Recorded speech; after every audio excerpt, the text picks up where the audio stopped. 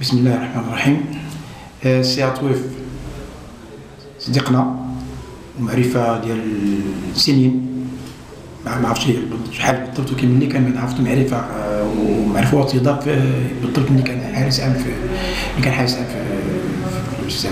التعليم،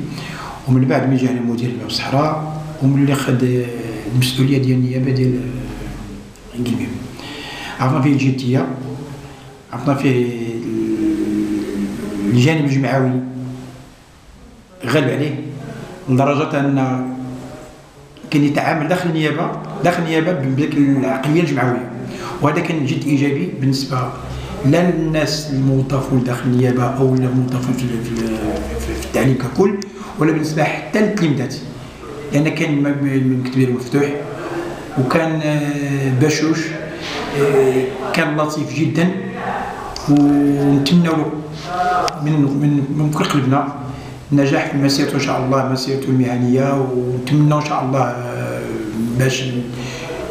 نشوفوه في وجه اخر ان شاء الله هنا في اليوم باذن الله.